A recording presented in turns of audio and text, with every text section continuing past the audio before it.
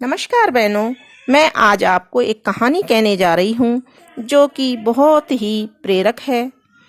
ये कहानी एक मूर्ख और लालची जौहरी की है। कहानी इस प्रकार से है। एक गांव में एक कुम्हार रहता था। एक बार कुम्हार को मिट्टी खोदते हुए अचानक एक हीरा मिल गया। उसने उसे चमकीला पत्थर समझकर अपने गधे के गले में बांध दिया। एक दिन एक बनिए की नज़र गधे के गले पर बंधे उस हीरे पर पड़ गई। उसने कुम्हार से उसका मूल्य पूछा। कुम्हार ने कहा 1.25 सेर गुड़। बनिए ने कुम्हार को 1.25 सेर गुड़ देकर वह हीरा खरीद लिया। बनिए ने भी उस हीरे को एक चमकीला पत्थर समझा था, लेकिन अपनी तराजू की शोभा बढ़ाने के लिए उसे उसकी डंडी से बांध दिया। एक दिन एक जौहरी वहां आया। उसकी नज़र बनिए के उस तराजू पर बंधे पत्थर पर पड़ गई। उसने बनिए से उसका दाम पूछा। बनिए ने कहा 5 रुपए। जौहरी कंजूस व लालची था। हीरे के मूल्य का केवल 5 रुपए सुनकर समझ गया कि बनिया इस कीमती हीरे को एक साधारण पत्थर का टुकड़ा समझ रहा है। वह उससे भाव-ताव करने लगा। 5 नहीं, 4 रुपए ले लो। बनिए ने मना कर दिया, क्योंकि उसने 4 रुपए का 1.25 सेर गुड़ देकर खरीदा था। जौहरी ने सोचा, इतनी जल्दी भी क्या है, कल आकर फिर कहूंगा। यदि नहीं मानेगा तो 5 रुपए देकर खरीद लूंगा। संयोग से 2 घंटे बाद एक दूसरा जौहरी कुछ जरूरी सामान खरीदने के लिए उसी बनिए की दुकान पर आया। तराजू पर बंधे हीरे को देखकर वह चौंक गया।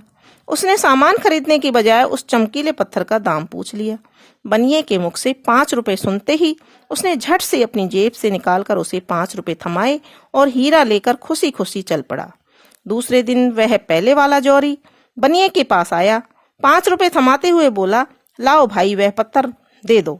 बनिया बोला, वह तो कल ही एक दूसरा आदमी 5 रुपए में ले गया। यह सुनकर जौहरी ठगा सा महसूस करने लगा। अपना गम कम करने के लिए वह बनिए से बोला, अरे मूर्ख, वह एक साधारण पत्थर नहीं, 1 लाख रुपए का कीमत का हीरा था। बनिया बोला, मुझसे बड़े मूर्ख तो तुम हो। मेरी दृष्टि में तो वह साधारण पत्थर का टुकड़ा था, जिसकी कीमत मैंने 4 रुपए मूल्य के 1.25 सेर गुड़ देकर चुकाई थी। पर तुम जानते हुए भी कि उसकी कीमत 1 लाख रुपए है, वह पत्थर 5 रुपए में भी नहीं खरीद सके। तो दोस्तों, हमारे साथ भी अक्सर ऐसा ही होता है। हमें हीरे रूपी सच्चे शुभ चिंतक मिलते हैं, लेकिन अज्ञानवश हम उन्हें पहचान नहीं पाते हैं और उनकी उपेक्षा कर बैठते हैं, जैसे इस कथा में कुम्हार और बनिए ने की। और कभी पहचान भी लेते हैं तो अपने अहंकार के चलते तुरंत स्वीकार नहीं कर पाते और परिणाम पहले जौहरी की तरह हो जाता है और पश्चाताप के अतिरिक्त कुछ हासिल नहीं हो पाता है। तो इस तरह से यह अपनी एक प्रेरक कहानी थी।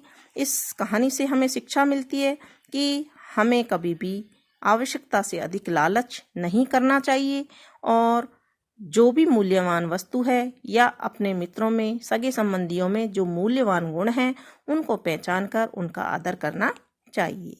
धन्यवाद।